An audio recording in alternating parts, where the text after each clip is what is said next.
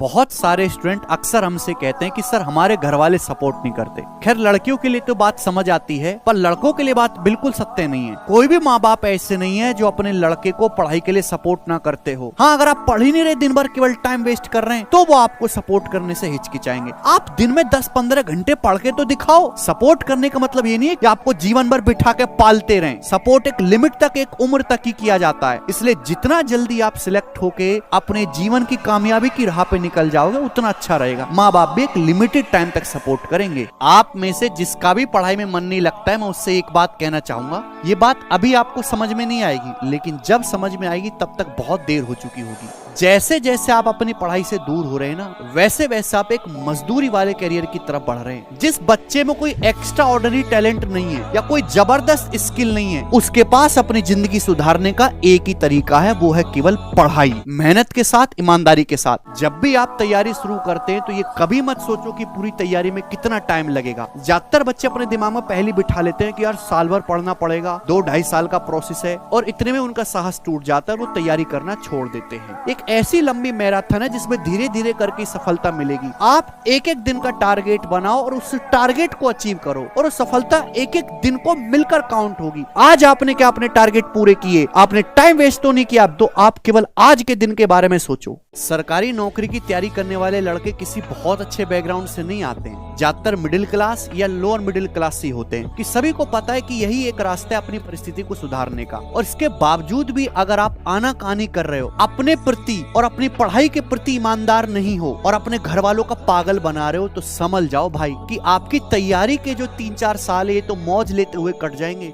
लेकिन उसके जो बाद की 30-40 साल की जिंदगी पड़ी हुई है, वो इन 3-4 साल की गलतियों को याद करते हुए गुजरेगी। सबके मोटिवेशन का तरीका अलग अलग होता है। मोटिवेशन चाहे कुछ भी हो, पढ़ना आपको पड़ेगा। या तो आप एक डिसेंट गवर्नमेंट जॉब लो, या आप एक अपना इतना खुद का बिजनेस का कुछ ऐसा बनाओ कि लोग आपको ना कर पाए। सबसे ज्यादा इंपॉर्टेंट आपकी सेल्फ स्टडी है। फर्क नहीं पड़ता कि टीचर आपको क्लासरूम में कितना पढ़ा रहा है, कितनी पीडीएफ आपके पास है, जब तक आप खुद से दिमाग नहीं लगाओगे कुछ नहीं होने वाला। और बंद कमरे में केवल स्क्रीन के सामने लगातार मोबाइल में पढ़ते रहने से भी सिलेक्शन नहीं होगा। पेपर कैसा आ रहा है, क्या पूछा जा रहा है, आपने मॉक टेस्ट कितने दिए हैं, आपके टीचर ने कैसा पढ़ाया, आपकी खुद की प्रैक्टिस कितनी है, आप कितने कॉन्फिडेंट हो, ये सारी चीजें मिलाकर बैलेंस वे में आपको सिलेक्शन देती हैं। आप में से कितने बच्चों ने लिख रखा है कि इस बार मुझे 170 या 180 प्लस मार्क्स लाना है? किसी ने नहीं। आपकी जो ड्रीम पोस्ट है, जो वर्दी आपको चाहिए, जिस पोस्ट की आपको इच्छा है, वो आपने सामने चिपका रखी दीवार पे नहीं। जब आपको अपना गोल ध्यान ही नहीं है बार बार, तो आप कैसे मोटिवेट रहोगे? देखो, किसी भी काम को करने से पहले उस काम का जो रिजल्ट होगा, अगर वो आपको बार बार दिखाई देता रहेगा